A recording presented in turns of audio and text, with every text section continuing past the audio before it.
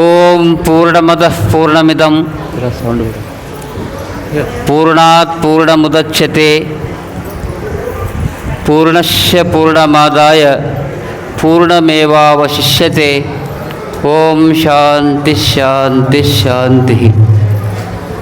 ಶ್ರೀಮದ್ದಹಾರಕೂಡಪಟ್ಟ ಚರಘನಮಠ ರಂಭಾಪುರಿ ಪೀಠ ಸೂತ್ರ ಸ್ವಾಮಿನ್ ಸದ್ಗುರು ಚನ್ನಬಸವ ಶಿವಯೋಗೀಂದ್ರ ಪ್ರಭಾಭಾಸ್ಕರ ಪ್ರೇಮಂ ಬೆತ್ತು ಪೊಗಳ್ವೆ ನಿಮ್ಮ ಮಹಿಮಾ ಲೀಲಾ ವಿನೋದಂಗಳಂ ನೀಮಾಡೆನ್ನ ಕೃಪಾಳು ಬೇಗ ಕೃಪೆಯಂ ಸದ್ಭಕ್ತಿ ಸನ್ಮುಕ್ತಿಯಂ. ಪರಮ ಪೂಜ್ಯ ಮಹಾಯೋಗಿ ನಮ್ಮ ನಿಮ್ಮೆಲ್ಲರ ಆರಾಧ್ಯ ದೇವರಾಗಿರುವಂತಹ ಶಟಸ್ಥಲ ಬ್ರಹ್ಮಿ ಲಿಂಗೈಕ್ಯ ಶ್ರೀ ಸದ್ಗುರು ಹಾರಕೂಡದ ಶ್ರೀ ಚನ್ನಬಸವ ಶಿವಯೋಗಿಗಳನ್ನು ಮನೋಮಂದಿರದಲ್ಲಿ ಧ್ಯಾನಿಸಿ ಅನಂತಕೋಟಿ ಪ್ರಣಾಮಗಳನ್ನು ಸಮರ್ಪಿಸಿ, ವಿಶ್ವಜ್ಯೋತಿ ಮಹಾಮಾನವತಾವಾದಿ ವಿಶ್ವಗುರು ಮಹಾತ್ಮ ಬಸವೇಶ್ವರರ ಶ್ರೀಚರಣಕ್ಕೆ ವಂದಿಸಿ, ಜಗದಾದಿ ಜಗದ್ಗುರು ಪಂಚ ಆಚಾರ್ಯರನ್ನು ಆದಿ ಜಗದ್ಗುರು ರೇಣುಕಾಚಾರ್ಯರನ್ನು ಮನದಲ್ಲಿ ಸ್ಮರಿಸಿ ಅನಂತಕೋಟಿ ಪ್ರಣಾಮಗಳನ್ನು ಸಮರ್ಪಿಸಿ,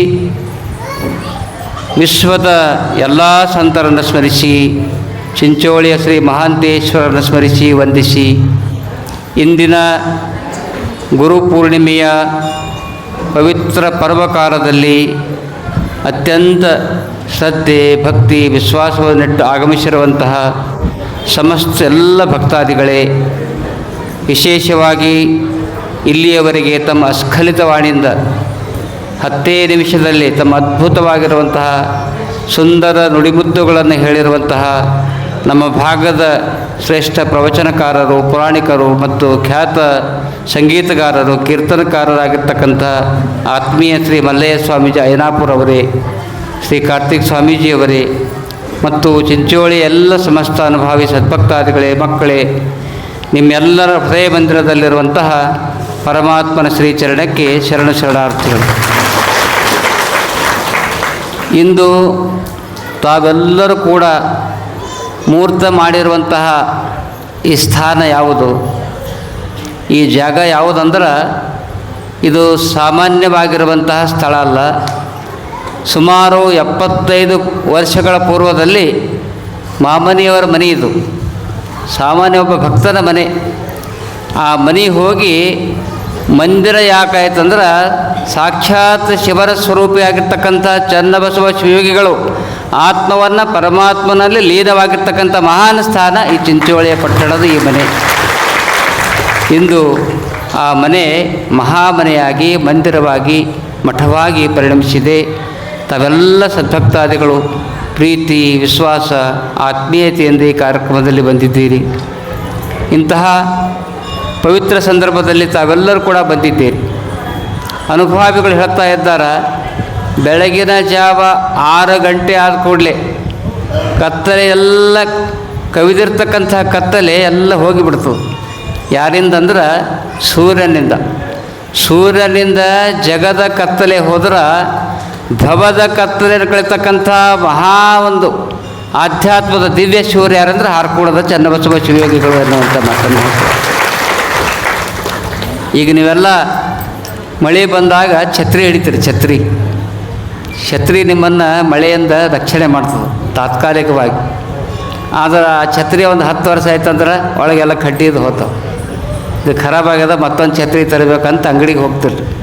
ಆದ್ರೆ ನಮ್ಮ ಹಾರಕೂಡ ಮಠದ ಎಲ್ಲ ಸದ್ಭಕ್ತಾದಿಗಳ ಮೇಲೆ ಸವಿಯದೇ ಇರುವಂಥ ಶಾಶ್ವತವಾದಂಥ ನಿಮ್ಮ ಜೀವನದ ಕೊನೆಯ ಉಸಿರಿನವರೆಗೂ ಕೂಡ ಒಂದು ಛತ್ರಿ ಇದೆ. ಅದು ಹಾರಕೂಡ ಚನ್ನಬಸವ ಶಿವಯೋಗಿ ಆಶೀರ್ವಾದದ ಛತ್ರಿ.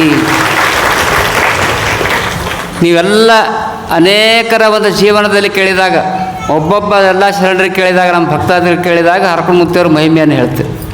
ಬಹುಶಃ ನನಗೆ ಅನಿಸಿದ ಮಟ್ಟಿಗೆ ನಮ್ಮ ಭಾಗದಲ್ಲಿರ್ತಕ್ಕಂಥ ಇಲ್ಲಿ ಸಂಗಣ್ಣ ಪಾಟೀಲ್ ಬಂದಾರ, ಅವರೆಲ್ಲ ಅನುಭವಗಳನ್ನು ಕೇಳಿದಾಗ, ಮುತ್ತಿಯವ್ರ ಅನುಭವಗಳನ್ನು ಕೇಳಿದಾಗ ಒಬ್ಬೊಬ್ಬರದೇ ಒಂದೊಂದು ಗ್ರಂಥ ಆಗ್ತದೆ.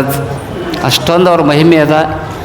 ಪುರಾಣದಲ್ಲಿ ಸಾಂಕೇತಿಕವಾಗಿ ಕೆಲವು ಪವಾಡಗಳನ್ನು ಹೇಳಿದ್ದಾರೆ, ಆದರೆ ಅವರ ಪವಾಡಕ್ಕೆ ಬೆಲೆ ಇಲ್ಲ. ಬೆಲೆ ಕಟ್ಟದೇ ಇರತಕ್ಕಂಥ ಮಹಾನ್ ಪವಾಡ ಪುರುಷ ಹಾರಕೂಡದ ಚನ್ನಬಸವ ಶಿವಯೋಗಿಗಳು.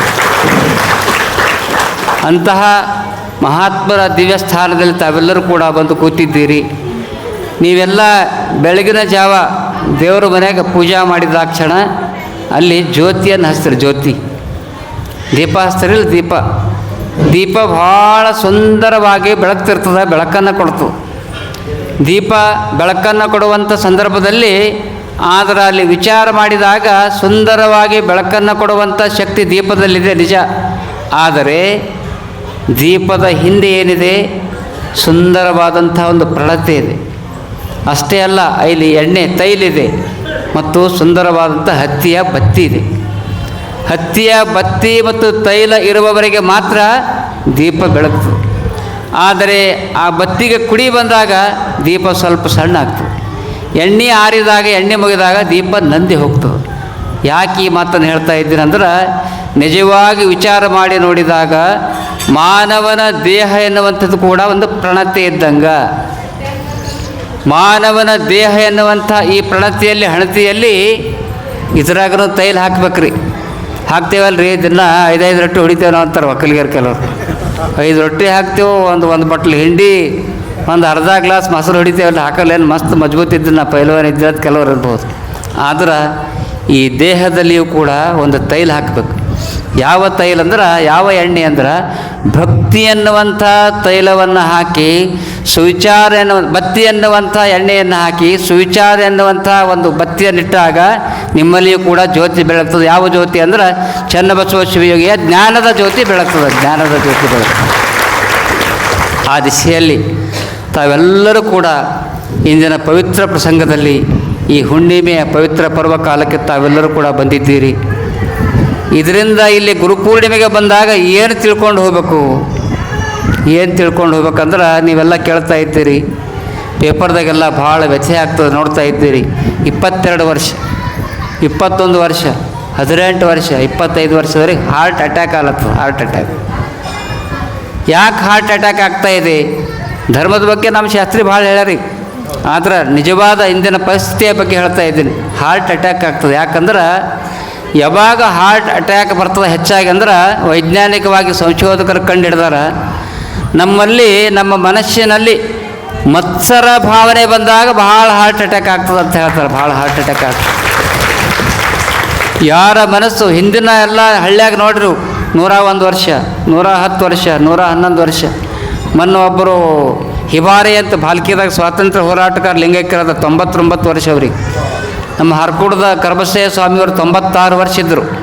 96 ವರ್ಷ ಅವರು ಉಳಿದ್ರು. ಅವ್ರು ಯಾಕೆ ಉಳಿದ್ರಂದ್ರೆ, ನಿಮ್ಮ ಆಯುಷ್ಯ ವೃದ್ಧಿ ಆಗಬೇಕಾದ್ರೆ, ನಿಮಗೆ ಹಾರ್ಟ್ ಅಟ್ಯಾಕ್ ಆಗಬಾರ್ದಾಗಿತ್ತಂದ್ರೆ, ನಿಮ್ಮ BP ನಾರ್ಮಲ್ ಆಗಬೇಕಾಗಿತ್ತಂದ್ರೆ, ಮೊದಲನೇದಾಗಿ ಏನು ಪಥ್ಯ ಮಾಡ್ಬೇಕಂದ್ರೆ ನಮ್ಮ ಮನಸ್ಸು ಶಾಂತವಾಗಿರಬೇಕು. ಶಾಂತವಾಗಿ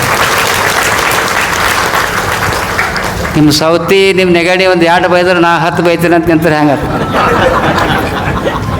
2 ಬೈದಾಳ್ರಿ ಮಗಳು, ನಾನು ಗಂಡು ಬಂದವ್ರಿಗೆ 10 ಬೈತೀನಿ ಅಂದ್ರೆ, ಬೈದರ ಸಿಟ್ಟು ತನ್ನ ವೈರಿ, ಶಾಂತಿ ಪರರ ವೈರಿ. ಪರರ ವೈರಿ. ಅದಕ್ಕಾಗಿ ನಮ್ಮ ಮನಸ್ಸು ಶಾಂತವಾಗಿರ್ಬೇಕು. ಮತ್ತು ಅನುಭವಿಗಳು ಕೇಳ್ತಾರೆ. ನಮ್ಮ ಅಪ್ಪವ್ರು ಭಾಳ ಚಂದ ಹೇಳ್ತಾರೆ, ಸಂಸ್ಕೃತದಲ್ಲಿ ಹೇಳ್ತಾರೆ ಕರ್ಬಸಪ್ಪವರು. ನಿಮಗೆ ಯಾರಾದರೂ ಬೈದ್ರೆ ಹ್ಯಾಂಗೆ ಮಾಡ್ಬೇಕು? ಯಪ್ಪ ನೀವು ಏನು ಅನ್ಬೇಡ ಅಂತೀರಿ, ನಾನು ಬಿಡ್ತೀನಿ. ಗುರು ಪೂರ್ಣಿಮದ ಬೈಯೋದೇ ಬಿಡ್ತೀನಿ. ಅವ್ರು ಬೈದ್ರೆ ಹೆಂಗೆ ಮಾಡ್ಬೇಕು? ಅವ್ರ ಮನಸ್ಸಿನಾಗ ಸಿಟ್ಟು ಬಂದ್ರೆ ಹೆಂಗೆ ಮಾಡ್ಬೇಕು? ಅವಾಗ ಅವರೊಂದು ಉದಾಹರಣೆ ಹೇಳ್ಯಾರ, ಭಾಳ ಮಹತ್ವದ ಉದಾಹರಣೆ. ನಿಮಗೆ ಊರಾಗ ಯಾರಾದ್ರೂ ನಿಮಗೆ ಭಾಳ ತ್ರಾಸು ಕೊಡ್ತೀರಂದ್ರೆ, ನಿಮ್ಮ ಮನಸ್ಸಿಗೆ ನೋವಾಗಂಗೆ ಬೈತಿದ್ರಂದ್ರೆ, ಭಾಳ ನಿಂದನೆ ಮಾಡ್ತಿದ್ರಂದ್ರೆ, ನೀವು ನಿಂದ ಮಾಡ್ಲಿಕ್ಕೆ ಹೋಗ್ಬೇಡ್ರಿ. ನೀವು ನಿಂದ ಮಾಡ್ಲಿಕ್ಕೆ ಹೋಗ್ಬೇಡ್ರಿ. ಹೆಂಗಿರ್ಬೇಕಂದ್ರೆ ಅಲ್ಲಿ ಹೇಳ್ತಾ ಇದ್ದಾರ, ಕ್ಷಮಾಧನು ಕರೆ. ಸಂಸ್ಕೃತದಾಗ ಬರ್ತದೆ ಆ ಮಾತು, ಭಾಳ ಲಕ್ಷ ಕೊಟ್ಟು ಕೇಳ್ರಿ ನೀವು. ಕ್ಷಮಾಧನು ಕರೆ ಯಶ ದುರ್ಜನ ಕಿಂ ಕರಿಷ್ಯತಿ ಅತೃಣೆ ಪತಿತೋ ವನ್ಹಿ ಸ್ವಯಮೇಯೋಪಶಾಮ್ಯತಿ. ಸ್ವಯಮೇಯೋಪಶಾಮ್ಯತಿ ಇದರ ಅರ್ಥ ಏನಂದ್ರೆ, ಸಂಸ್ಕೃತದಾಗ ನಿಮಗೆ ಗೊತ್ತಾಗಿಲ್ಲ. ಅತೃಣೆ ಪತಿತೋ ವನ್ಹಿ ಅಂದ್ರೆ, ಈಗ ಒಂದು ಊರು ಹೊರಗೆ, ಚಿಂಚೋಳಿ ಹೊರಗೆ ಒಂದು ಬಯಲಿನಲ್ಲಿ ಹೋಗಿ, ಅಲ್ಲಿ ನೆಲದ ಮ್ಯಾಗ ಹುಲ್ಲೇ ಇಲ್ಲ, ಅಲ್ಲಿ ಹುಲ್ಲು ಇರಲಾರ್ದ ಜಾಗದಾಗ ಬೆಂಕಿ ಹಾಕ್ರೆ ಒಣಗಿದ ಹುಲ್ಲು ಇರ್ತದೆ ನೋಡ್ರಿ. ಕಾಡಿಗೆಲ್ಲ ನೀವೆಲ್ಲ ಗುಡ್ಡದಾಗ ಬೆಂಕಿ ಹಚ್ತೀರಿ, ಬೇಸಿಗೆದಾಗ ಭಾಳ ಜನ ಕಾಡಾಗ್ಯದ ಮುಳ್ಳಾಗ್ಯಾವ ಅಂತ. ಹುಲ್ಲು ಇರಲಾರ್ದ ಜಾಗದಾಗ ಬೆಂಕಿ ಹಾಕ್ರೆ ಏನಾಗ್ತದೆ? ಬೆಂಕಿ ಉರ್ದು ಉರ್ದು ಉರ್ದು ಉರ್ದು ಅಲ್ಲೇ ಶಾಂತ ಆಗೋದು. ಹತ್ರುಣೆ ಪತಿತೋ ವನ್ಹಿ ಸ್ವಯಮೇವಪಶಾಮ್ಯತಿ. ಅಂದ್ರೆ ಹುಲ್ಲಿಲ್ಲಾರ ಜಾಗದಾಗ ಬೆಂಕಿ ಹಾಕಿದ್ರೆ ಹ್ಯಾಂಗೆ ಬೆಂಕಿ ಶಾಂತ ಆಗ್ತದ, ಹಂಗೆ ನಿಮಗೆ ಯಾರಾದರೂ ಬೈದು ಬೈದು ಬೈದು ಏಸು ಬೈದ್ರೆ ನೀವು ಶಾಂತಿ ಇದ್ರೆ ಅವ್ರು ಅಲ್ಲೇ ಶಾಂತಾಗಿ ಭಾಳ ಜನ ಆದ್ರೂ ಮ್ಯಾಗ ಹೋಗ್ತಾರೆ ಅವ್ರು ಮ್ಯಾಗ. ಅಲ್ಲಿ ಏನಿರ್ಬೇಕಂದ್ರೆ ಕ್ಷಮಾಧನ ಕರೆಯಶ್ಯ ಎಂಥ ಮಾತು ಹೇಳ್ತಾರೆ ನೋಡಿ. ಅವ್ರು ನಿಂಬಲ್ಲಿ ಒಂದು ಪಿಸ್ತೂಲ್ ತೊಗೊಂಡು ಬರ್ಲಿಕ್ಕೆ ಅವ್ರು, ಈಗ ಪಿಸ್ತೂಲ್ ಬಂದ ಹಿಂದಕ್ಕೆ ಧನುಷ್ಯಿತ್ತು, ಧನುಸ್ಸು ಬಾಣ. ಕ್ಷಮಾಧನ ಕರೆಯಶ್ಯ ದುರ್ಜನ ಕಿಂ ಕರಿಷ್ಯತಿ. ನೀವೊಂದು ಧನುಷ್ ಇಟ್ಕೋರಿ ಬಲ್ಲಿ ನಿಂಬಲ್ಲಿ, ಪಿಸ್ತೂಲ್ ಇಟ್ಕೋರಿ. ಯಾವುದಂದ್ರೆ ಕ್ಷಮೆ ಅನ್ನುವಂಥ ಪಿಸ್ತೂಲ್ ನಿಂಬಲ್ಲಿ ಇದ್ದರೆ ಯಾವ ವೈರನು ನಿಮಗೆ ಏನು ಮಾಡಲ್ಲ ಅನ್ನುವಂಥ ಮಾತನ್ನು. ಕ್ಷಮಾಧನ ಕರೆಯಶ್ಯ ದುರ್ಜನ ಕಿಂ ಕರಿಷ್ಯತಿ. ಅದಕ್ಕೆ ಉದಾಹರಣೆ ಕೊಡ್ತಾರೆ ಅವರು. ಹತ್ರುಣೆ ಪತಿತೋ ವನ್ಹಿ ಸ್ವಯಮೇವ ಶಾಮ್ಯತಿ. ಕ್ಷಮೆ ಎನ್ನುವಂಥ ಧನಸ್ಸನ್ನು ನೀವು ಇಟ್ಕೊಂಡು ಹೋದ್ರೆ ಅಂದ್ರೆ ನಿಮ್ಗೆ ಯಾರು ಏನು ಮಾಡಲ್ಲ. ಇವತ್ತು ಊರುಗಳು ಹಾಳಾಗ್ತಾ ಇವೆ, ದೇಶದಲ್ಲಿ ಅರಾಜಕತೆ ನೋಡ್ತಾ ಇದ್ದೀರಿ. ಯಾಕಂದ್ರೆ ಸ್ವಾರ್ಥ ಭಾವನೆ. ಯಾವಾಗ ನಮ್ಮಲ್ಲಿ ಮತ್ಸರ ಭಾವನೆ ಬರ್ತದಂದ್ರೆ, ನಮ್ಮಲ್ಲಿ ಸ್ವಾರ್ಥ ಭಾವನೆ ಬಂದಾಗ ಮತ್ಸರ ಭಾವನೆ ಉತ್ಪತ್ತಿ ಆಗ್ತದೆ. ಅದಕ್ಕಾಗಿ ಮತ್ಸರ ಭಾವನೆ ಇರಲಾರ್ದೆ ಸದಾಕಾಲ 24 ತಾಸು ಅದ. ನಮ್ಮ ತಂಗಿ ಬಂದು ಕುಂತಾರೆ ನೀಲಹಳ್ಳಿಯವ್ರಿಗೆ. 24 ತಾಸಿನಾಗ ಎಷ್ಟು ತಾಸು ಧ್ಯಾನ ಮಾಡ್ಬೇಕು ನೀವು? 12 ತಾಸು ಬ್ಯಾಡ ಬಿಡ್ರಿ, ನೀವು ಕೆಲಸ ಮಾಡಿರಿ 12 ತಾಸು. 12 ಗಂಟೆ ಕೆಲಸ ಮಾಡಿರಿ, ಇನ್ನೂ 12 ಗಂಟೆ ಉಳಿತು. 12 ಗಂಟೆದಾಗ ಒಂದು 6-7 ತಾಸು ನಿದ್ದೆ ಮಾಡಿರಿ, ಮತ್ತು ಉಳಿದಿದ್ದು ಒಂದು 2-3 ತಾಸು ಕೆಲಸ ಮಾಡಿರಿ. ದಿನಕ್ಕೆ 24 ಅಲ್ಲ, 12 ಗಂಟೆ ಅಲ್ಲ, ಎಷ್ಟು ಅಲ್ಲ, ಎಷ್ಟು ಧ್ಯಾನ ಮಾಡೋಕ್ಕಂದ್ರೆ ಪ್ರತಿನಿತ್ಯ ನಿಮ್ಮ ವಯಸ್ಸು ಏಟಾಗದ ಅಷ್ಟು ಧ್ಯಾನ ಮಾಡಿದ್ರೆ ನಿಮಗೆ ಹರ್ಕೊಂಡು ಮುತ್ತೇನ ಆಶೀರ್ವಾದ. ಧ್ಯಾನ ಅಂದ್ರೆ ಕೈದಾಗ ರುದ್ರಾಕ್ಷಿ ಜಪ ಇಟ್ಕೊಂಡು ಶಿವ ಶಿವ ಶಿವ, ಕೆಲವರು ಪೂಜೆ ಮಾಡ್ತಾರೆ, ಕೈದಾಗ ಲಿಂಗ ಇರ್ತದೆ, ಶಿವ ಶಿವ ಶಿವ ಶಿವ ಅದು ಅಲಮಾರಿ ಕೀಲಿ ಹಾಕಿದಾರೆ ಇಲ್ಲ ಅಂತ. ಅಲಮಾರಿ ಕಡೆ ಹೋಯ್ತು ನೋಡಿ, ರೊಕ್ಕದ ಕಡೆ ಧ್ಯಾನ ಹೋಯ್ತು. ಅದಕ್ಕೆ ಧ್ಯಾನ ಅನ್ನೋದು. ತದೇಕ ಚಿತ್ತದಿಂದ ಪ್ರತಿನಿತ್ಯ ನೀವು ನಿಮ್ಮ ರೋಗ ನಿವಾರಣೆ ಆಗಬೇಕಾದ್ರೆ ನೀವು ಟೆಸ್ಟ್ ಮಾಡಿ ನೋಡಿರಿ. ನಿಮಗೆ BP 120 130 ಇರ್ಬೇಕು, ಲಾಸ್ಟ್ 40 ತನಕ ಇರ್ತದೆ. 60 70 ಆಗಿತ್ತಂದ್ರೆ ಪ್ರತಿನಿತ್ಯ ನೀವು ಒಂದು 30 ನಿಮಿಷ ಮನ್ಯಾಗ ಕುಂತು ವಿಭೂತಿ ಧಾರಣ ಮಾಡಿ ಹರ್ಕೊಂಡು ಮುತ್ತರು ಫೋಟೋದು ಬಂದು ಕುಂತು ನೀವು 30 ನಿಮಿಷ ಧ್ಯಾನ ಮಾಡಿದ್ರೆ ನಿಮ್ಮ BP 3 ದಿನದಾಗ ನಾರ್ಮಲ್ ಆಗ್ತದೆ. 3 ದಿನದಾಗ ನಾರ್ಮಲ್ ಆಗ್ತದೆ. ಅಂತಹ ದಿವ್ಯ ಶಕ್ತಿ ಧ್ಯಾನದಲ್ಲಿದೆ. ಆ ರೀತಿಯಲ್ಲಿ ತಾವೆಲ್ಲರೂ ಕೂಡ ಬಹಳ ಭಕ್ತಿ ಶ್ರದ್ಧೆಯಿಂದ ಧ್ಯಾನವನ್ನು ಮಾಡಿ ಮೊದಲನೇದಾಗಿ ಮನಸ್ಸು ಶಾಂತಿ ಇಟ್ಕೋರಿ. ಇದು ನೀರಿನ ಗಡಿಗೆ ಇರ್ತಾವೆ, ಬ್ಯಾಸಿಗೆದಾಗ ಹರಿ ಅಂತಾರೆ. ಹರಿದಾಗ ನೀರು ಹೆಂಗಿರ್ತಾವೆ? ತಣ್ಣಗಿರ್ತಾವಲ್ಲ ಬ್ಯಾಸಿಗೆದಾಗ. ಮತ್ತು ನಿಮ್ಮ ಈ ಹರಿದಾಗ ನೀರು ಶಾಂತಿ ಇರಬೇಕು. ಅದು ಒಳಗೆ ಕುದಿಯತ್ತಂದ್ರೆ ನೀವು ಮನಸ್ಸು ಕಡಕಾಯ್ತಂದ್ರೆ ಒಳಗೆ ನೀರು ಕುದೀತದೆ. ನೀರು ಕುದೀತಂದ್ರೆ ಸ್ಫೋಟ ಆಗ್ತದೆ ಬಾಡಿ. ಅದಕ್ಕಾಗಿ ನಮ್ಮ ಮನಸ್ಸು ಶಾಂತ ಚಿತ್ತದಿಂದ ಹೋದಾಗ ನಿಮ್ಮೆಲ್ಲರ ಜೀವನ ಸಾರ್ಥಕತೆ ಆಗ್ತಾಯಿದೆ ಅನ್ನುವಂಥ ಮಾತನ್ನು ಈ ಸಂದರ್ಭದಲ್ಲಿ ಹೇಳಿ, ಒಬ್ಬ ಅನುಭವಿ ಕನ್ನಡದ ಕವಿ ಭಾಳ ಚಂದ ಹೇಳ್ತಾರೆ. ನೀವೆಲ್ಲ ಯಾವ ಜಾತಿದಾಗ, ಯಾವ ಧರ್ಮದಾಗ, ಯಾವ ಶ್ರೀಮಂತರ ಮನೆಯಾಗ ಹುಟ್ಟಿರಿ ಅನ್ನೋದು ಮುಖ್ಯವಲ್ಲ. ನಿಮ್ಮ ಭಾವನೆ ಹೆಂಗಿರ್ಬೇಕಂದ್ರೆ ನಾವೆಲ್ಲರೂ ಒಂದೇ ಎನ್ನುವಂಥ ಭಾವನೆ, ನಾವೆಲ್ಲರೂ ಪರಮಾತ್ಮರ ಮಕ್ಕಳು ಎನ್ನುವಂಥ ಭಾವನೆ ಬಂದಾಗ ಗುರುವಿನ ಆಶೀರ್ವಾದ ಆಗ್ತದೆ. ನಾವೆಲ್ಲರೂ ಪರಮಾತ್ಮನ ಮಕ್ಕಳು, ಹರಕುಳು ಶಿವಯುಗೆ ಭಕ್ತಾದಿಗಳು. ಯಾಕಂದ್ರೆ ಕನ್ನಡದ ಕವಿ ಮನಸ್ಸಿಗೆ ನೊಂದ್ಕೊಂಡು ಒಂದು ಕಡೆ ಹೇಳ್ತಾ ಇದ್ದಾನೆ, ಒಂದೇ ಗಗನವ ಕಾಣುತ್ತ ಒಂದೇ ಧಾನ್ಯವನ್ನುಂಡು ಒಂದೇ ನೀರು ಕುಡಿದು ಒಂದೇ ಗಾಳಿಯ ನುಸಿರುವ ನರಜಾತಿಯೊಳಗೆಂತ ಬಂದುದೇ ವೈಷಮ್ಯ ಮಂಕುತಿಮ್ಮ. ಒಬ್ಬ ಕ್ವಶನ್ ಮಾಡ್ತಾರೆ, DV ಗುಂಡಪ್ಪನವ್ರು ಕೇಳ್ತಾರೆ, ನೀವು ಎಲ್ಲರೂ ಆಕಾಶ, ಈ ಢೋಲೆಗೊಂದು ಆಕಾಶ ಬೇರೆ ಅದನು ಮತ್ತು ನಮ್ಮ ಶಾಸ್ತ್ರಿಗೊಂದು ಆಕಾಶ ಬೇರೆ ಅದನಿಲ್ಲ. ಒಂದೇ ಗಗನ, ಆಕಾಶ ಒಂದೇ, ಕುಡಿಯೋದು ನೀರು ಒಂದೇ, ನೆಲ ನಮ್ಮ ಅವನು ಭಾಳ ಆದ್ರೆ ಅಮೇರಿಕಾದಾಗ ಹೋಗಿ 1 ತಿಂಗಳು ಬರ್ಬೋದು. ಆದರೆ ನೆಲ ಭೂಮಿ ಒಂದೇ, ನೆಲ ಒಂದೇ, ಆಕಾಶ ಒಂದೇ, ಎಲ್ಲ ಒಂದೇ ಇದ್ದರೂ ಕೂಡ ನಮ್ಮಲ್ಲಿ ತರತಮ ಮನೋಭಾವನೆ ಯಾಕೆ ಬರ್ತಾ ಇದೆ? ಅದಕ್ಕಾಗಿ ಇಂಥ ವೈಷಮ್ಯದ ಭಾವನೆ ಹೋಗಲಾಡಿಸಿ ನಾವೆಲ್ಲರೂ ಕೂಡ ಭೂಮಿ ತಾಯಿಯ ಮಕ್ಕಳು, ತಾಯಿಯ ಗರ್ಭದಿಂದ ಹುಟ್ಟೀವಿ. ಮುಂದೊಂದು ದಿನ ನಾವೆಲ್ಲರೂ ಯೋಗಿ ಇರಲಿ, ತ್ಯಾಗಿ ಇರಲಿ, ಭೋಗಿ ಇರಲಿ, ಶಾಸ್ತ್ರಿ ಇರಲಿ, ಲೆಕ್ಚರ್ಸ್ ಇರಲಿ, ಡಾಕ್ಟರ್ಸ್ ಇರಲಿ, ನಾವೆಲ್ಲರೂ ಕೂಡ ಒಂದು ದಿನ ಎಲ್ಲಿ ಹೋಗೋದ? ಭೂಮಿ ತಾಯಿಯ ಮಡಿರಲ್ಲಿ ಹೋಗೋದ, ಭೂಮಿ ತಾಯಿಯ ಮಡಿಯಲ್ಲಿ.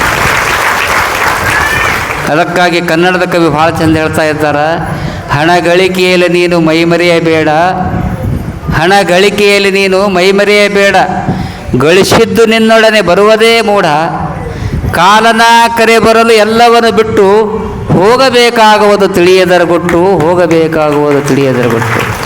ಹಣ ಇರಲಿ ಗಳಿಸ್ರಿ, ಆದರೆ ಅದಕ್ಕಾಗಿ ವ್ಯಾಮೋಹ ಇಟ್ಟು ಅದೇ ಶ್ರೇಷ್ಠ ಅಂತ ತಿಳ್ಕೊಂಡು ಬಾಳ್ಬೇಡ್ರಿ ಎನ್ನುವಂಥ ಮಾತನ್ನು ಅನುಭಾವಿಗಳು ಹೇಳ್ತಾ ಇದ್ದಾರೆ. ನೀವೆಲ್ಲ ಸಾಮಾನ್ಯವಾಗಿ ನೋಡ್ತಾ ಇದ್ದೀರಿ, ಒಂದು ಟ್ರೈನಿನ ಬೆಲೆ ಎಷ್ಟಪ್ಪ? 5 ಕೋಟಿ 10 ಕೋಟಿ ಇರ್ತದೆ. 10 ಕೋಟಿ ಬೆಲೆ ಬಾಳ್ತಕ್ಕಂಥ ಒಂದು ರೈಲ್ವೆ ಅಪಘಾತದಿಂದ ಪಾರಾಗಬೇಕಾದ್ರೆ, ಭಾಳ ಸ್ಪೀಡ್ ಹೋಗುವಂಥ ಅಪಘಾತದಿಂದ ಪಾರಾಗಬೇಕಾದ್ರೆ ಅದಕ್ಕೊಂದು ಏನಿರ್ತದೆ, ಬ್ರೇಕ್ ಇರ್ತದೆ, ಬ್ರೇಕ್. 50 ಲಕ್ಷ ರೂಪಾಯಿ ಬೆಲೆ ಬಾಳ್ತಕ್ಕಂಥ ಒಂದು ಬಸ್ ಅಪಘಾತದಿಂದ ಪಾರಾಗಬೇಕಾದ್ರೆ ಒಂದು ತಗ್ಗು ಬಂದಾಗ ಗಪ್ಪ ಅಂತ ಬ್ರೇಕ್ ಹೊಡೆದಂದ್ರೆ ನಮ್ಮ ಬಸ್ಸು ಬ್ರೇಕ್ ಹೊಡೆದ್ರೆ ಅಲ್ಲೇ ನಿಲ್ತದೆ, ಕಾರ್ ಅಲ್ಲೇ ನಿಂತು ಬಿಡ್ತದೆ.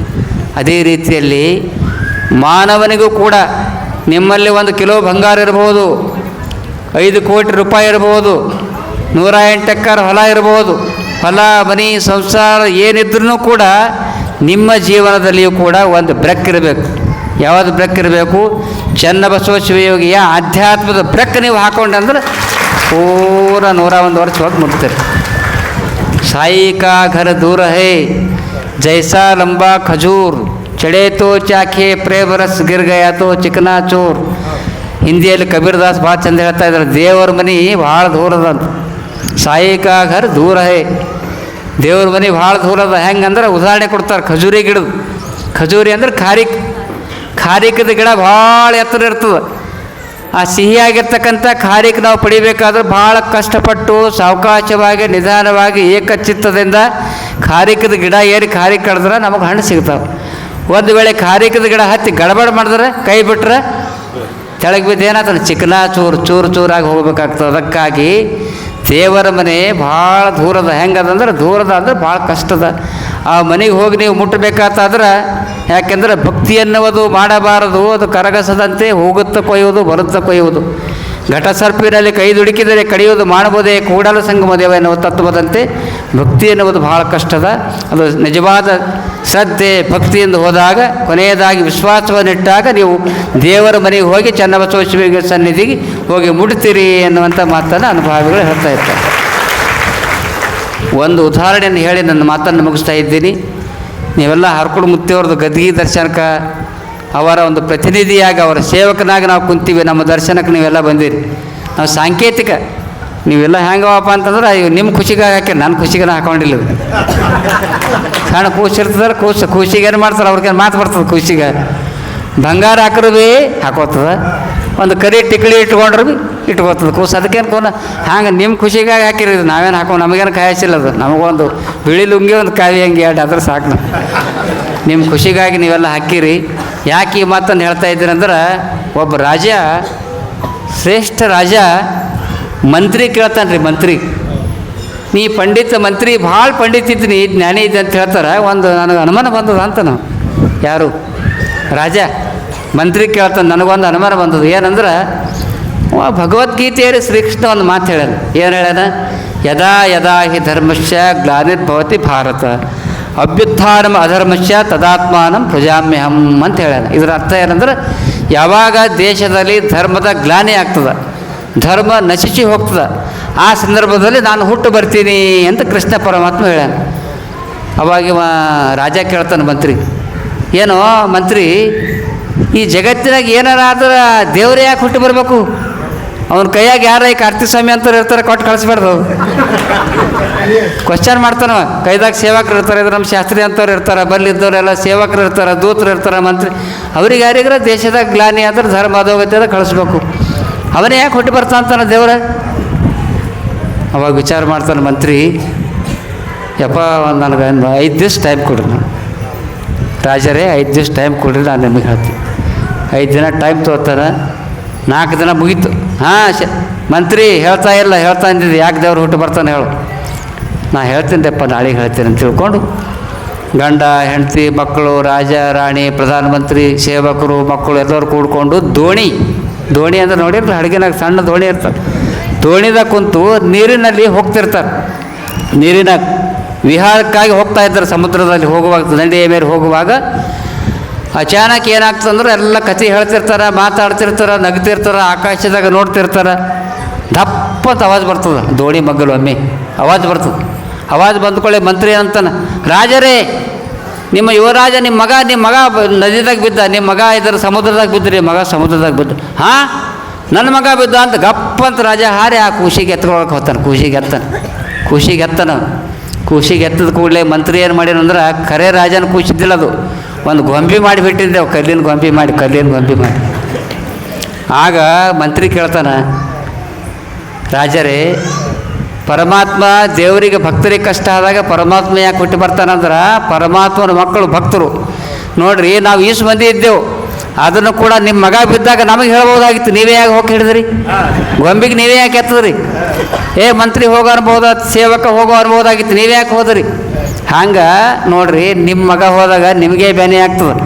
ಹಂಗೆ ಹಾರ್ಕುಡು ಮುತ್ತೇವ್ರ ಭಕ್ತರಿಗೆ ನೋವಾದಾಗ ಹಾರ್ಕುಡು ಮುತ್ತೇವರೇ ಬಂದು ಅವರನ್ನು ರಕ್ಷಣೆ ಮಾಡ್ತಾರೆ. ಅದಕ್ಕಾಗಿ ದೇವರು ಹುಟ್ಟಿ ಬರ್ತಾರೆ. ಯಾರಿಗೆ ಕಳ್ತಾರೆ? ಕಾರ್ತಿಕ್ ಸ್ವಾಮಿ ಕಳ್ತಾರೆ, ತರ್ರಿ ನಾವಂತ ನಾವು ಗ್ಯಾರೇಜ್ ರೂಪಾಯಿ ಒಂದು 5 ಪದ ಹಾಡ್ತೀನಿ, ಗ್ಯಾರೇಜೆ ತರ್ರಿ ಅಂತ. ನಾವು ಎಂದ್ರೆ ಗ್ಯಾರೇಜೆ ಕೊಡ್ರಿ ಅಂದಿದ್ದೆ ನಿಮ್ಗೆ. ಮೊನ್ನೊಬ್ಬರು ಯಾರೋ ನಮ್ಮ ಕಡೆದಾಗಿ ಪೂಜಾಕ್ಕೆ ಹೋಗಿರು, ಅದೇ ಆಗಿದ್ದ ಘಟನೆ ಹೇಳ್ತೀನಿ. ಪೂಜಾಕ್ಕೆ ಹೋಗಿರು, ನಮ್ಮ ಮಾಮೂರಿಗೆ ಹೇಳಿದ್ದೆ, ನಮ್ಮ ಶಿವಚರಣೆ ಸ್ವಾಮಿಯವ್ರಿಗೆ, ಹೋಗಿ ಗರೀಬರ ಪಾಪ ಪೂಜೆ ಅದ, ನಮಗೆ ಬರೋದಾಗಲ್ಲ, ನಾವು ಸಾಯಂಕಾಲ ಹೋಗ್ತೇವೆ, ನೀವು ಪೂಜೆ ಮಾಡ. ಇವರು ಮೊಮ್ಮಗ ಇವ್ರಿಗೆ ಇಲ್ಲೇ ಬಿಟ್ಟ, ಭಾರಿ ಪೂಜೆ ಮಾಡ್ತೀನಿ ನಾ, ಭಾರಿ ಪೂಜೆ ಅನ್ನೋ, ಭಾರಿ ಪೂಜೆನೇ ಮಾಡಿರಿ. ನೋಡಪ್ಪ, ಭಾರಿ ಪೂಜೆ ಆಗ್ಬೇಕಾದ್ರೆ 15,000 ಖರ್ಚು ಬರ್ತದೆ. ಐತ್ರಿ ಕೊಡ್ತೇವೆ, ಐತ್ರಿ ಕೊಡ್ತೇವೆ ಅಂದ್ರೆ ಇದು ಯಾವ ಊರದು? ಇಸ್ಲಾಂಪುರ ಹಂದ್ರಾಳ್ ಕ್ಯಾರ 15,000 ಕೊಡ್ತೇವೆ ಅಂತೇಳಿ ಮಾತಾಡಿ ಹೋದ. ಪೂಜಾಕ್ಕೆ ಹೋದ, ಇವ್ರಿಗೆ ಇಲ್ಲೇ ಬಿಟ್ಟು ಅವು ಹೋಗಿ ಪೂಜೆ ಅದೆಲ್ಲ ಮಾಡ್ದೆ. ಯಾಕಪ್ಪ ಹೆಂಗಾಯ್ತು ಪೂಜೆ ಎಲ್ಲ ಸರಿಯಾಗಿ ಮಾಡಿದೆ. ಮತ್ತು ಅವ್ರು ಏನಾರ ಕೊಟ್ಟಿದ್ದು ಕಾಣಿಕತ್ತು ಇಲ್ಲರಿ, ನಾ 15,000 ಮಾತಾಡಿದ್ರಿ, ಅದು ಸೀದಾ ವಾಪಸ್ ಕೊಡು ರೊಕ್ಕ. ರೊಕ್ಕಕ್ಕಾಗಿ ಮಾರಿಕೊಂಡ್ರೆ ಅದು ಧರ್ಮ ಅಲ್ಲ, ಅದು ದೆವ್ವ ಆತದ, ಧರ್ಮ ಆಗಲ್ಲ, ದೆವ್ವ ಆತದ, ದೆವ್ವ ಆತದ. ಧರ್ಮ ಎನ್ನುವುದು ಮಾರಿಕೊಳ್ಳಬಾರದು, ಮಾರ್ಕೊಂಬಂದು ಧರ್ಮ ಅಲ್ಲ. ರೊಕ್ಕ ವಾಪಸ್ ಕೊಡು ಅಂಥೇಳಿ ಅವ್ರಿಗಿಬ್ಬರಿಗೆ, ತಂದೆ ಮಗನಿಗೆ 2,000 ರೂಪಾಯಿ ಕೊಟ್ಟು ಕೊಡ್ಲಾಕ ಹಚ್ಚಿ, ನನ್ನ ಕಡೆದಾಗ ಮಠದ ಕಡೆದಾಗ ಅವ್ನಿಗೆ ನಾ 10,000 ಕೊಟ್ಟು, ಮಠದ ಕಡೆದಾಗ. ಇನ್ನೊಮ್ಮೆ ಎಲ್ಲೇ ನೀ ಪೂಜಾಕ್ಕೆ ಹೋಗ್ಬೇಕಾದ್ರೆ, ನಮ್ಮ ಕಡೆದು ಹೋಗ್ಬೇಕಾದ್ರೆ ಮಾತಾಡಿ ಹೋಗ್ಬೇಡ, ಮಾತಾಡಿ ಹೋದ್ರಲ್ಲ. ಈಗ ಅವರು 10 ಉಂಗುರ ಇಟ್ರು ಅಟೇ ನಮ್ಗೆ ಖುಷಿ. ಮತ್ತೊಬ್ಬರು ಗರೀಬರು ಬೆಳ್ಳಿ ಉಂಗುರ ಇಡ್ತಾರೆ, ನೀವು ಕಾಲು ಉಂಗುರ ಹಾಕೋತಾರಲ್ಲ ಕಾಲಾಗ, ನಮ್ಗೆ ಉಂಗುರ ಮಾಡಿರ್ತಾರೆ ಕೆಲವರು ಭಕ್ತರು. ಬೆಳ್ಳಿ ಉಂಗುರ ಇಟ್ರು ಖುಷಿನೇ, ತಾಮ್ರ ಉಂಗುರ ಇಟ್ರು ಖುಷಿನೇ, ಕಬ್ಬಿಣ ಉಂಗುರ ಇಟ್ರು ನಮಗೆ ಖುಷಿನೇ. ಇಷ್ಟು ಉಂಗುರ ಇಟ್ಟಾರ ಅಂತ ನಮ್ಮ ಸಂಭಾಜಿ 11-10 ಉಂಗುರ ಕೊಟ್ಟಾರ ಅಂತೇಳಿ ನಮ್ಮ ತವನಿಗೆ ಆಶೀರ್ವಾದ ದಬಾಸಿ ಮಾಡ್ಯಾರ ಅಂತೀನಿ. ಎಲ್ಲರಿಗೆ ಅಟ್ಟೆ 8 ಎಕರೆ ಕೊಟ್ಟವ್ರಿಗೂ ಅಷ್ಟೇ ಆಶೀರ್ವಾದ, 31 ಹುಡಿ ಸಕ್ಕರೆ ಹುಡಿಯಾಕೆ ಹಾಕಿದವರಿಗೂ ಅಷ್ಟೇ ಆಶೀರ್ವಾದ. ಅವನೇ ನಿಜವಾದ ಗುರು. ರೊಕ್ಕಕ್ಕೆ ಬೆನ್ನು ಹತ್ತಿದ್ರೆ ಆತ ಗುರು ಆಗೋದಿಲ್ಲ. ನಮ್ಗೆ ಹಣ ಮುಖ್ಯ ಅಲ್ಲ, ಹಣ ಮುಖ್ಯ ಅಲ್ಲ, ನಿಮ್ಮಲ್ಲಿರ್ತಕ್ಕಂಥ ಭಕ್ತಿ ಮುಖ್ಯ, ಭಕ್ತಿ ಮುಖ್ಯ. ಆ ದಿಶೆಯಲ್ಲಿ ನಿಮಗೆ ಭಕ್ತರಿಗೆ ಕಂಟಕ ಆದಾಗ ಮೇಲಿಂದ ಮೇಲೆ ಅವತಾರಿ ಪುರುಷರು, ಅವತಾರಿಕರಂತರವ್ರಿಗೆ ಮಹಾತ್ಮ ಬಸವೇಶ್ವರರು, ಸ್ವಾಮಿ ವಿವೇಕಾನಂದರು, ಮಹಾತ್ಮ ಗಾಂಧೀಜಿಯವರು, ರಾಮದಾಸರು, ಕಲಬುರಗಿ ಶರಣಬಸವೇಶ್ವರರು, ಹಾರ್ಕೋಡು ಮುತ್ತೇವರು, ಅನೇಕ ಮಹನೀಯರು ಅವತರಿಸಿ ನಿಮ್ಮನ್ನೆಲ್ಲ ಉದ್ಧಾರ ಮಾಡ್ಯಾರ, ಮುಂದೂ ಉದ್ಧಾರ ಮಾಡ್ತಾರೆ. ನಾವೇನಾದರೂ 2 ಮಾತುಗಳನ್ನು ಹೇಳಿದ್ರೆ ಅಧಿಕಾರವಾಣಿಯಿಂದ ಹೇಳ್ತಾ ಇಲ್ಲ. ಯಾಕಂದ್ರೆ ನಾನು ನಿಮಗೆಲ್ಲ ಆಶ್ಚರ್ಯ ಆಗ್ಬೋದು. ನಮ್ಮ ರೂಬಿನಾಗ ಚನ್ನಬಸಪ್ಪದೆಲ್ಲ ಹುಡುಕ್ತಾರೆ, ಸ್ವಲ್ಪ ಅವ್ರು ಹುಡುಗ್ರಕ್ಕೆ ಲೇಟ್ ಆಯಿತು, ಕಸ ಬೀಳ್ತಿತ್ತಂದ್ರೆ ಅದು ಸೇವಕನಾಗಿ ಅದು ನಾ ಕಸ ಬಳಿತೀನಿ, ಕಸ ಬೆಳಿತೀನಿ, ಕಸ ಹುಡುಕ್ತೀನಿ. ಕಸ ಹುಡುಗಕ್ಕೆ ಸೇವಕನಾಗಬೇಕು ಮತ್ತು ಮಹಾನ್ ಸ್ವಾಮೀಜಿನೂ ಆಗಬೇಕು. ಅದಕ್ಕಾಗಿ ಯಾರು ಸ್ವಾಮೀಜಿಯವರಾಗಿರ್ತಾರೋ ಅವ್ರು ಮೊದಲನೇದಾಗಿ ಸೇವಕರಾಗಲಿಕ್ಕೆ ಕಲಿಯಬೇಕು. ಸಮಾಜದಲ್ಲಿ ಯಾರು ಸೇವೆ ಮಾಡ್ತಾರೋ ಅವರೇ ನಿಜವಾದ ಸ್ವಾಮಿಗಳು, ನಿಜವಾದ ಸ್ವಾಮಿಗಳು. ಆ ದಿಶೆಯಲ್ಲಿ ತಾವೆಲ್ಲ ಭಕ್ತಾದಿಗಳು ಪ್ರೀತಿ, ವಿಶ್ವಾಸ, ಭಕ್ತಿಯಿಂದ ಈ ಕಾರ್ಯಕ್ರಮದಲ್ಲಿ ಬಂದಿರಿ. ಸ್ವಲ್ಪ ಅನುಮಾನ ಆಗಿತ್ತು ನನಗೆ, ಈಗ ಒಂದು 15 ದಿವಸದಿಂದ ಮಳೆ ಇದ್ದಿಲ್ಲ ರೀ. ಅವಾಗೇ ನಿರ್ಧಾರ ಮಾಡಿದ್ದಾನೆ, ಮಳೆ ಬಂತಂದ್ರೆ ಚಿಂಚೋಳಿದಾಗ ಒಂದು 2 ಮಾತು ಆಡೋದು, ಮಳೆ ಬಂದಂದ್ರೆ ನಮ್ಮ ಭಾಷಣ ಬಂದ್ ಅಂತಂದ್ರೆ. ಅದನ್ನು ಕೂಡ ನಿಮ್ಮೆಲ್ಲರ ಭಕ್ತಿಯಿಂದ, ಚನ್ನಬಸವೇಶ್ವರ ಶಕ್ತಿಯಿಂದ ಸ್ವಲ್ಪ ಲೇಟಾಗಿ ಆದರೂ ಕೂಡ ಮಳೆ ಬಂದದ. ಕೆಲವು ಕಡೆ ಬೆಳೆಯವ, ಚಿಂಚೋಳಿ ತಾಲೂಕಿನಾಗ, ಸೇಡಂ ತಾಲೂಕಿನಾಗ ಎಲ್ಲ ಬೆಳೆಯವ. ನೋಡ್ರಿ ಎಷ್ಟು ಮಜಾ ಅದ. ಸೇಡಂ ತಾಲೂಕಿನಾಗ ಹಾರ್ಕುಡು ಮುತ್ತೇವ್ರಿಗೆ ಏನು ದಾಸೋಹ ಕೊಡ್ತಾರೆ ನೋಡ್ರಿ. ನೀರಹಳ್ಳಿ, ಕೊಂಕನಹಳ್ಳಿ, ಬೊಮ್ಮನಹಳ್ಳಿ, ಬೀರ್ನಹಳ್ಳಿ, ಬೀಜನಹಳ್ಳಿ, ಹಾಬಟ್ಟಿ, ಮೀನಾಗುಳ, ಮಳಕೇಡ, ಅವೇನು ಊರವಲ್ಲ. ಎಷ್ಟು ಮಂದಿ ದಾಸೋಹ ಕೊಡ್ತಾರೆ, ಅವ್ರ ಬೆಳೆ ಮೊಳಕಾಲಿಗೆ ಅವ್ರಿಗೆ. ಎಷ್ಟು ಆಶ್ಚರ್ಯ ಅದು ನೋಡಿ. ಕೆಲವು ಕಡೆ ಬಿತ್ತಿಲ್ಲ, ಅಲ್ಲೇ ಸಮೀಪ 50 ಕಿಲೋಮೀಟ್ರ್ ಹೋದ್ರೆ ಅವ್ರಿಗೆ ಏನು ಇದು ಇಲ್ಲ, ಅವ್ರು ಬರಗಾಲ ಬೀಳಲ್ಲ. ಒಂದು ವರ್ಷ ಹಾಬಾಳ್ಟಿದಾಗ ಒಂದು 10 ವರ್ಷದಿಂದ ಒಂದೇ ಸಲ ಮಳೆ ಬಂದಿತ್ತು. ಇದು ಹಾಬಾಳ್ದಾಗ ಅವ್ರು ಬಿತ್ತಿದ್ರೆಲ್ಲ ಜೂನ್, ಜುಲೈ, ಆಗಸ್ಟ್ದಾಗ ಮಳೆ ಹೋಯ್ತು. ನಾವು ಸಹಜ ಹೋಗಿದ್ದೆಪ್ಪ, ಮಳೆನೇ ಬರ್ತಿಲ್ಲ ರೀ, ಬರ್ತಾ ಇಲ್ಲ ಅದು. ಮಳೆ ಬರೋದ್ರಲ್ಲ ತಮ್ಮ, ನೀವು ದಾಸೋಹ ಮೂರ್ತಿ ಇದ್ರಿ, ನಿಮ್ಮ ತೊಗರಿ ತಾನೇ ಆತವ ಅಂತಂದ್ರೆ ಒಬ್ಬೊಬ್ಬರ ಮನೆಯಾಗ 50-50 ಚೀಲ ತೊಗರಿ ಅದಾವ. ಮಳೆ ಬರಲ್ದೇ ತೊಗರಿ ಆದವು. ಮುಂದೆ ಮಳೆ ಕಡಿಮೆ ಆಯ್ತು ಅವಾಗ. ಅಂದರೆ ಈ ಮಾತನ್ನು ಯಾಕೆ ಹೇಳ್ತಾ ಇದ್ದಾರೆ, ದಾನದಲ್ಲಿ, ದಾಸೋಹದಲ್ಲಿ ಅಂಥ ಶಕ್ತಿ ಇರ್ತದೆ.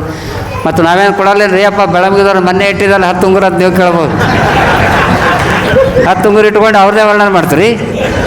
ನಾನು ಸಾಮಾನ್ಯ ಉಂಗುರ ಇಟ್ಟಿದ್ದೆವು, ಬಂಗಾರ ಉಂಗುರ ಹಂಗೇನಿಲ್ಲ. ನೀವೆಲ್ಲರ ಮೇಲೆ ನಮ್ಮ ಲಕ್ಷ್ಯ ಅದ, ನೀವೆಲ್ಲರ ಮೇಲೆ ಆಶೀರ್ವಾದ ಅದ. ಜಾತಿ ಮತ ಪಂಥ ಪಂಗಡ ಎಲ್ಲ ಯಾವುದೇ ಭೇದಭಾವ ಇರಲಾರ್ದೆ ಎಲ್ಲ ಜನಾಂಗದವರ ಮೇಲೆ ಎಲ್ಲ ಭಕ್ತಾದಿಗಳ ಮೇಲೆ ಸಂಪೂರ್ಣ ಆಶೀರ್ವಾದ ಹರಕುಳ ಮುತ್ತಿಯವ್ರದ್ದು ಇರ್ತಾ ಇದೆ ಅನ್ನುವಂಥ ಮಾತನ್ನು ಈ ಸಂದರ್ಭದಲ್ಲಿ ಹೇಳಿ, ಮುಂದೆ ಮಳೆ ಬೆಳೆ ಭಾಳ ಚಂದ ಬರ್ತದೆ, ಯಾರು ಚಿಂತೆ ಮಾಡಬೇಡ್ರಿ. ಅದ್ರಾಗ ಈ ದಿಕ್ಕಿನಾಗ ಭಾಳ ಹೆಚ್ಚಾಗತ್ತೆ ಮಳೆ. ಬೆಂಗಳೂರು ಮೈಸೂರು ಸೈಡ್ ಆ ಭಾಗದ ಮಳೆದಾರ ಹೆಚ್ಚಾಗತ್ತೆ.